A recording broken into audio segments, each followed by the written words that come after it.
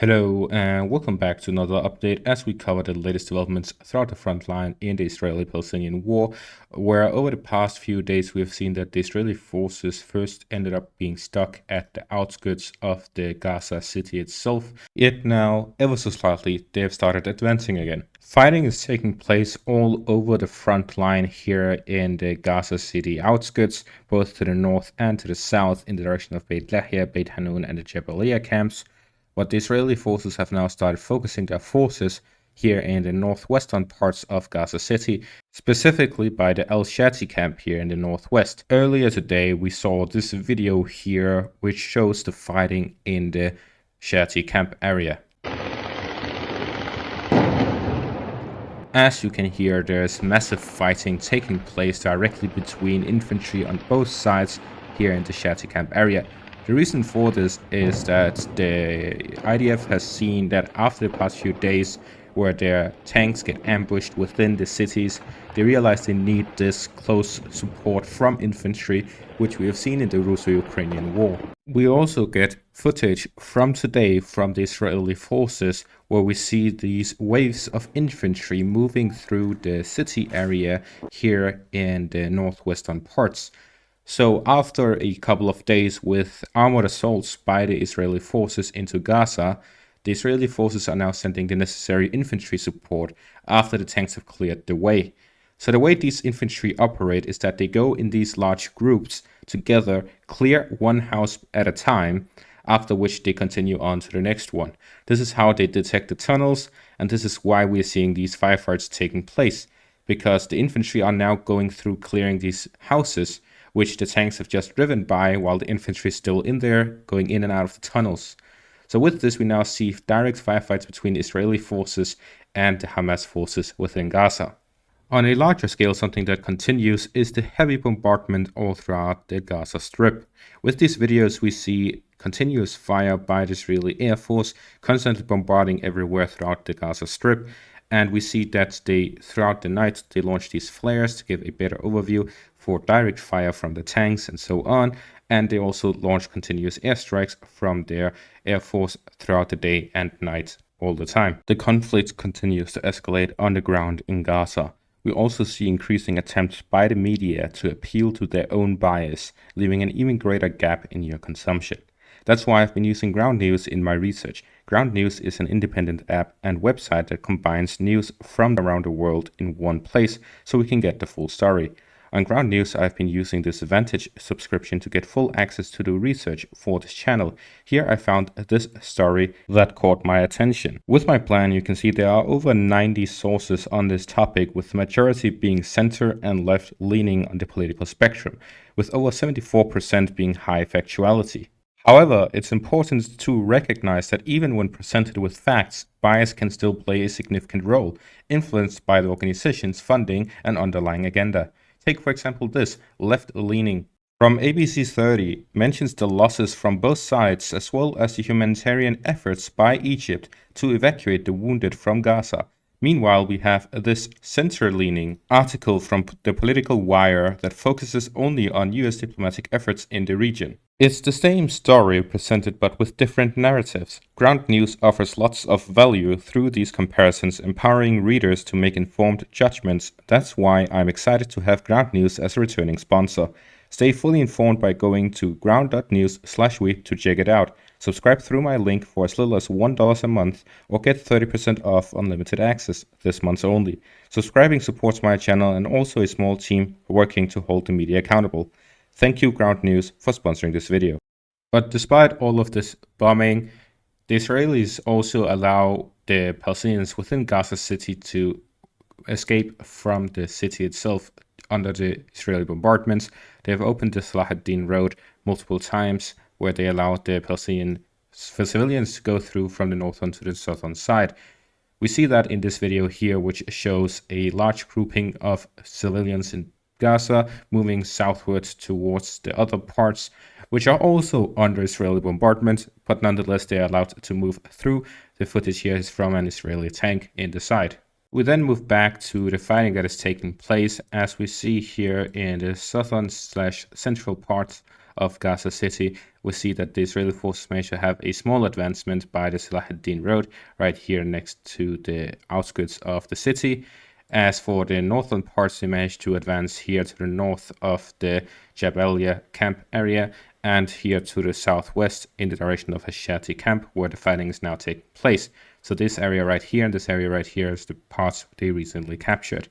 As for the northeastern parts, there's been no advancements since the 2nd of November, so for 5 days now, which indicates the heavy fighting that is taking place in Beit Hanun between the two sides.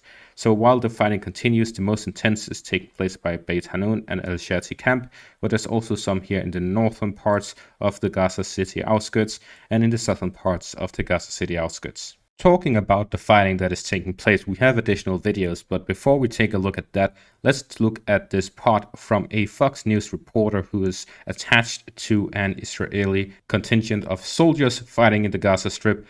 Listen to what he has to say. Right now, the Israelis are engaged in a gun battle with Hamas militants inside the Gaza Strip. They are working at this hour to go block by block and clear this area, trying to get to the Mediterranean Sea, effectively cutting the northern part of Gaza from the southern part. As this is taking place, they've been ambushed. They've lost more than 24 of their own soldiers, and the battle continues. Based on this, we hear that the Israeli forces are not fighting a normal battle, but it instead goes exactly as I have said in my analysis video. The Israeli forces are fighting a battle where they do not know where their enemies are. As an Israeli soldier has said before, it's as if they're fighting ghosts. They don't know where they are, when they appear, and so on. They're just there, shoot their shots, and then they escape again through their tunnels. This is why these tunnel networks are so advantageous for the defenders and a heavy pain in the ass for the attackers. That is also why when we see a video like this one, where Hamas fighters go through these tunnels with RPGs that they've made in their own tunnels, and then go up, find a Israeli tank, even in the darkness, as we can see, there's nothing to see here, and then suddenly you get an explosion that hits right on target, because when you see with your own eyes, you see much better than what the cameras can see, especially when your eyes adapt to the darkness. And then here we see the smoke rising from a tank that was hit at some point during the fighting. So the Israeli forces and the Palestinian forces continue to clash within the Gaza city and the outskirts of the city, and the Hamas fighters just go use these tunnels extensively, giving them a huge advantage when it comes to when and where they need to fight, giving the defender the initiative in these fights. And with these final two videos, both from the 6th of November, we see how the Israeli forces using some of these tanks with the cope cages on top attack the Palestinian positions within the Gaza city and an airstrike. And then we see the Hamas perspective, where we see a grouping of Hamas soldiers after some fighting that took place and the burning of a Israeli tank. So while we are seeing both sides fighting heavily, we are also seeing that the aftermath of these fights are very heavy for both sides, as we see the lack of soldiers to actually fight such a huge war. There's no place for concentration of forces. As soon as they concentrate too many forces, they get hit by an airstrike when it's the Palestinians, or even drones dropping grenades on the Israeli side. So there's no combination of soldiers. If they combine too many, if they concentrate too many, they end up vulnerable in the urban war. Meanwhile, on the geopolitical scene in the region, we have some increasing tensions in the area, especially in Iraq, where there are multiple militia groups that storm and attack US military bases within the country.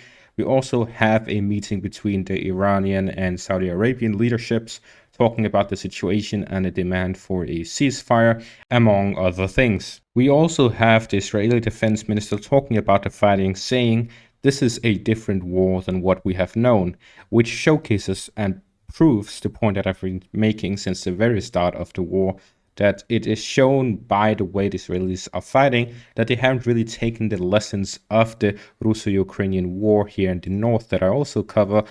The lessons there are very important for modern war, especially with how the drones are extensively used, which we have seen the Hamas forces using, and many, among other things, like the cope cages that the Israelis have adopted. So we're seeing that at the start, they hadn't really taken any of these lessons to heart. Now they're starting to do so, and the more they do, the better they perform. But so far, the Hamas fighters seem to have adapted much better to how modern war is being fought. And finally, about the hostages, Hamas recently came with a message where they claim that they are willing to let go and release all hostages with foreign nationality, meaning the ones who are dual nationals between Israel and another country. The reason for this is they want a ceasefire in exchange for these prisoners, but they're keeping out the Israeli prisoners for this deal because they want other countries to pressure Israel into a ceasefire. And once they get the ceasefire, they want to exchange the Israeli hostages with the Palestinian prisoners throughout Israel, because previously Hamas and Israel have gone through one of these prisoner exchanges where the Hamas fighters had taken an Israeli soldier captive and exchanged it for, I believe, 1,000 Palestinian prisoners within Israel. So now they say they want to exchange these hostages with Palestinian prisoners within Israel. That is and seems to be the original plan the Hamas fighters had when they took these hostages on October 7th. And that is going to be all for this update. Thank you all for watching and have a great day.